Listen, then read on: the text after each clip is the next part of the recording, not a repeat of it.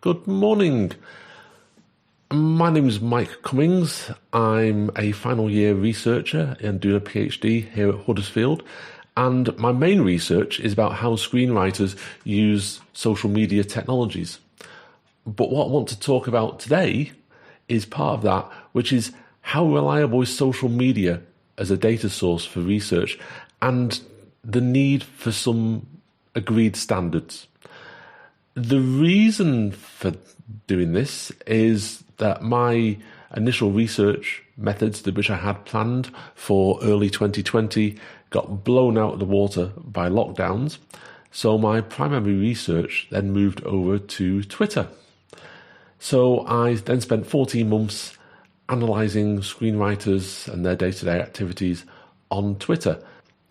So today I'm going to talk about what is Twitter, how I used Twitter in my research. I'm going to use my research as an example throughout this, the pitfalls of Twitter as a research tool, and some proposed guidelines for using Twitter for research going forward. So, going all the way back, what is Twitter? Well, it's changed a few times over the years, but essentially now we can consider it a microblogging service for distributing short messages amongst groups of recipients, with messages now up to 280 characters in length. Okay.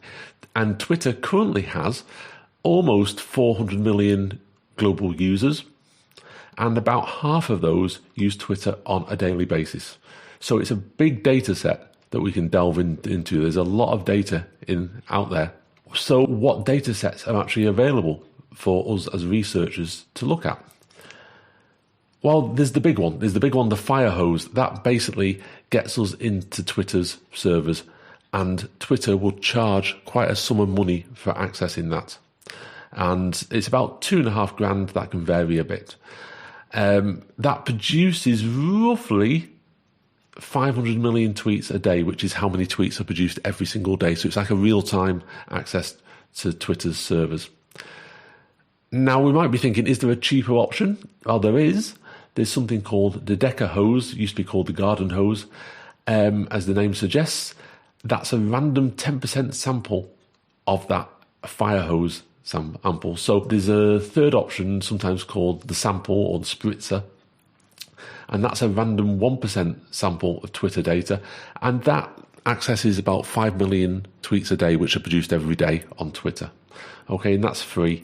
And to access those, you need to have some sort of coding skills. You need to know how to use Python or R to access most of those. So what other options are there? If that's the official data sets, well, there's third-party access, or scraping, as it's often called, web scraping. The guru of this is Professor Richard Rogers over at the University of Amsterdam. It's looking at all those bits of debris that we all leave behind as we search through the web. Effectively, we're going through the trash of users. So there's loads of ways of doing this. So this was the route which I took in my research. So my research began by using some software called FollowerWonk, which is an online service. And what FollowerWonk allowed me to do was to search through every single Twitter user and find people who identified as screenwriters. So I could identify my initial pool of research subjects. And having done that, I found myself with almost 48,000 people who self-identified as screenwriters in their bios on Twitter. Now, that was a lot of numbers to get through, a lot of people, and for one researcher, way too much. So after some experimenting, this was reduced down to a 25% sample, which was just under 12,000 users. Then all those 12,000 people needed to be manually checked to see if they actually were a screenwriter. So using IMDb, which is the Internet Movie Database, which is a reliable source for these things, we were able to break stuff down, and it resulted in only about 1,600 of that sample actually had a confirmed presence and a confirmed credit on IMDb, so they actually had been paid as a screenwriter.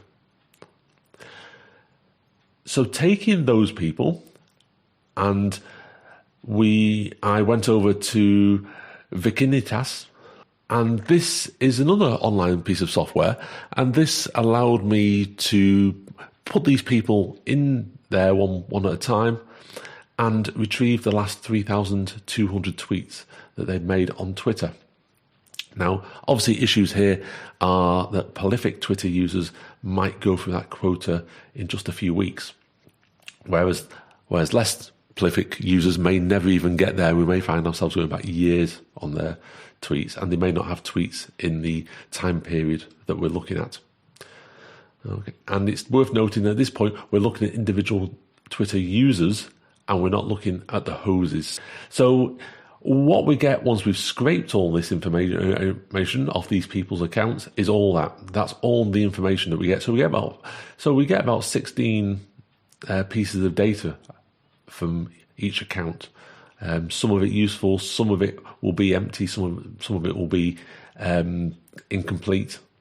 But that's potentially everything you could download for each user. During the period we were looking at, 520 users did not tweet within that period, so they were removed from the research sample.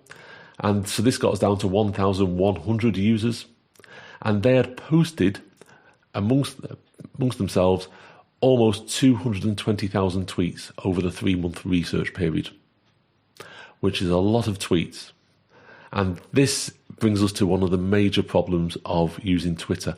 It's the size of the data sets which can be generated very easily, and you can quite easily become overwhelmed by the size of these data sets.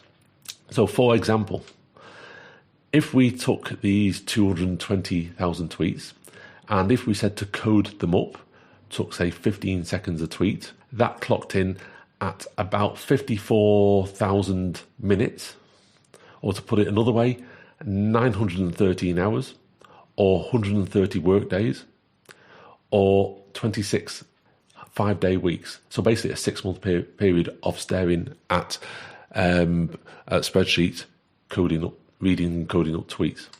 So the question here is your research time relevant? And if it is, perhaps 6 months is too long to go. So it was reduced down to a more manageable number again. So this got us down to 109 Twitter users who had at least one professional screenwriting credit, and this resulted in just over 24,000 tweets. And all of these were manually coded, which took about 120 hours of labour. So we might start thinking, well, why don't we just use autocode in something like NVivo? Now, NVivo, unfortunately, is designed for analysing fewer, longer text. So importing 24,000 tweets crashes it. And I contacted NVivo about this, and they basically said, yeah, it will.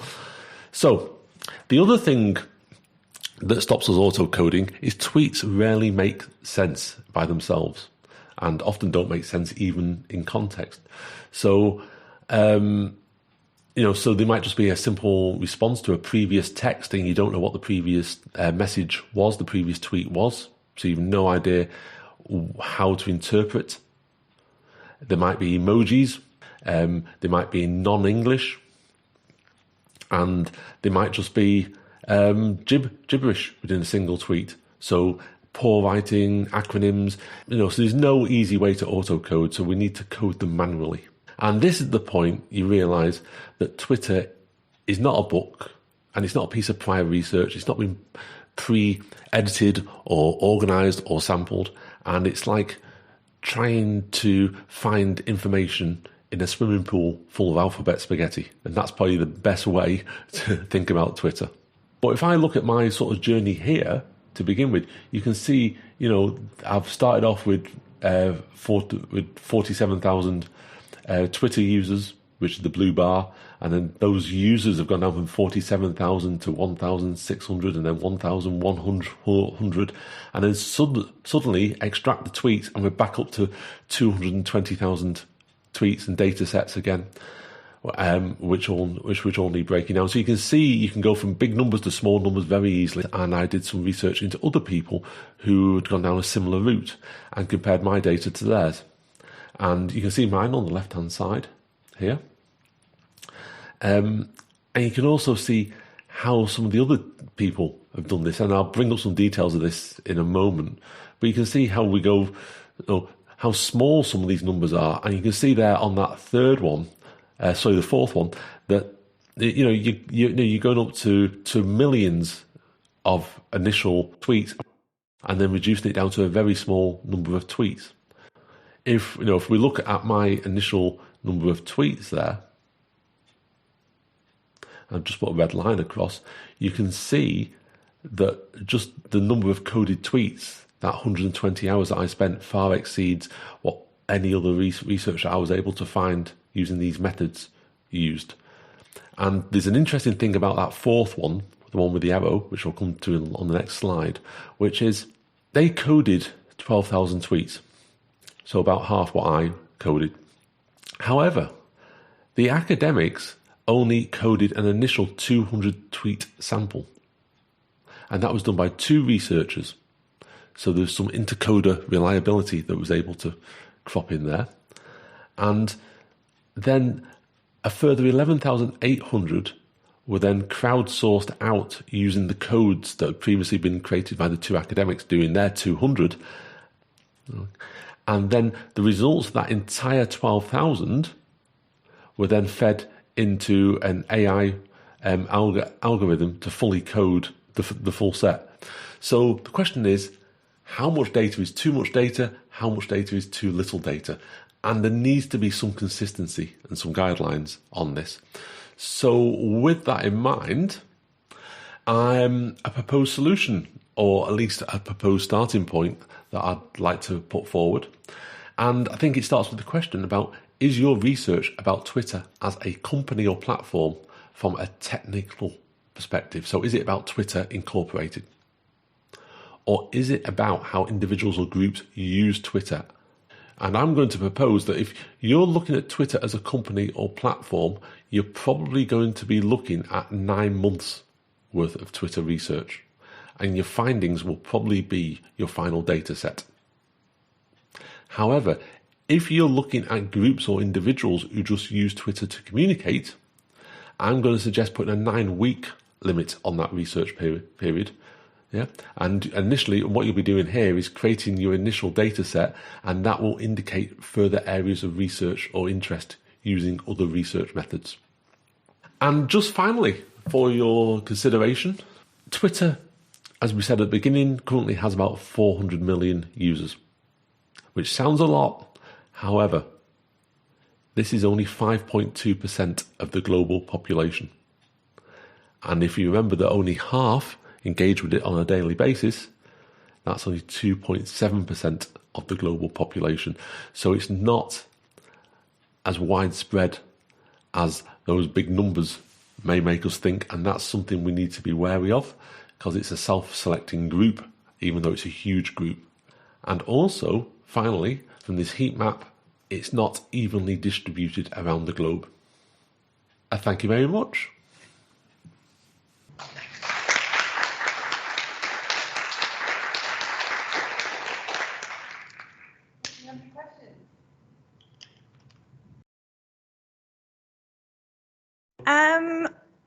In terms of coming up with like guidelines and rules for doing this kind of research with Twitter, do you have any thoughts or opinions about the ethical considerations and incorporating those into the guidelines? Because obviously, yeah, it's possible to scrape all this data, but what do you think about the ethics of these tweets as something that comes from a human participant in research? Well, it's interesting because obviously people are putting stuff out there into the actual public sphere. So it's whether people actually understand how much data that you're putting out there with a tweet. And it is technically out there. If you go onto Twitter, all that information is there, but you just don't see it. It's sort of fudged away somewhere. And a lot of those fields, there's about 15 fields there of data. Not all of them will be filled in. People can select their own privacy levels. But I think, yeah, I mean, it is using Twitter in a way it was perhaps not ever intended to, but it is seen as, it is used as a legitimate source using sort of, the digital methods. processes.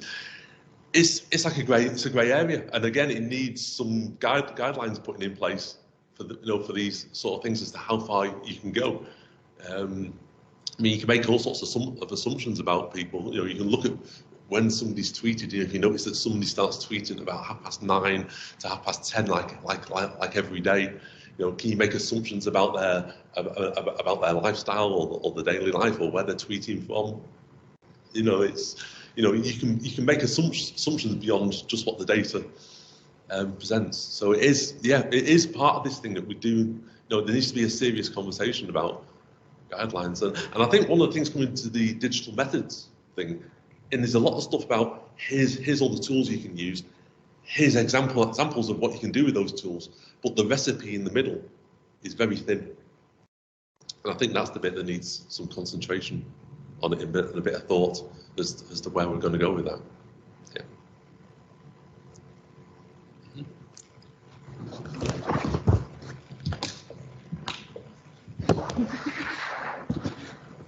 Thank you. I thought it was a really interesting talk because I'm kind of researching YouTube, so it's not like a million miles away. But I just wondered if you had any future aspirations to study Instagram, maybe very different animal, but could your method apply to using that platform for research? It is. I mean, it'll be down to that slide that I whizzed through there, but how you interpret visual images is going to be a major thing. I mean, the ones I looked at, the images were taken out for the most part, so it was mainly just the texts that I was looking at.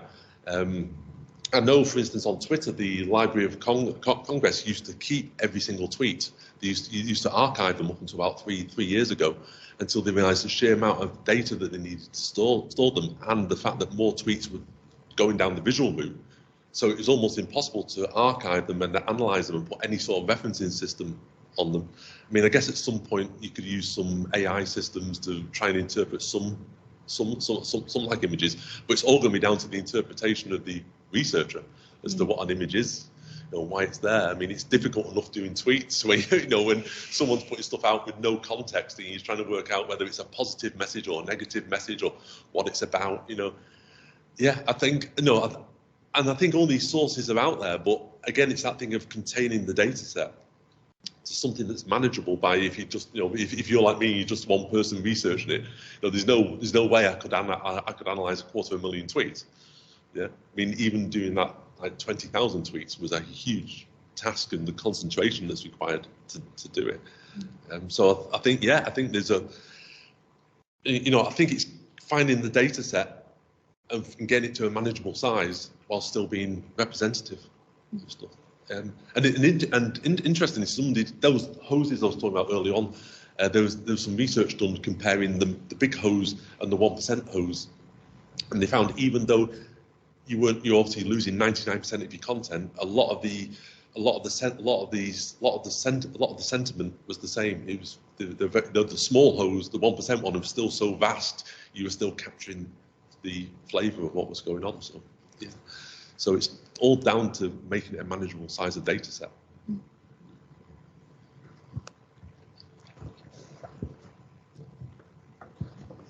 Sorry. It feels like a party game. I know. It's so fun. So I was going to say, you said about how it's not a very representative sample necessarily in terms of the whole, every country in the world, because everybody uses it differently. Mm-hmm. If you were looking at just the UK, is there a way you can split off geographical areas, or is that not something? No, unless somebody has on their profile, unless they've actually specified where they are. Right, so that's where the bio search kind of comes in and things like that. But not everybody does that. Mm-hmm. So for instance, I've just broken mine down into international areas. Mainly countries, but split the US between East and West, because I'm researching screenwriters, and the Screenwriters Union is split East and West along the Mississippi. So I've used that just to that. But yeah, unless, I mean, again, it relies on how much information people are putting out there about themselves. But there's a lot of information out there. You know, there's GPS coordinates for almost every user, but they're very loose. You know, they're just based on cities or something like that. So you can map people from around the world. How close you could get, I don't know, on a national basis. It's probably worth. I mean, if you drop us an email, I can pull out the UK ones and I can try running them through a GPS system, see how precise those are. But I've been looking on a more global scale, so I've not broken them down that far. No, thank you. Yeah.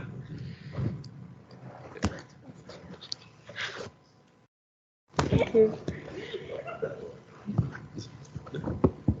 Any more questions? Any more?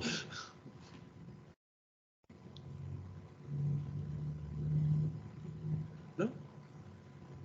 Okay, brilliant. Oh, thank you very much. Take care.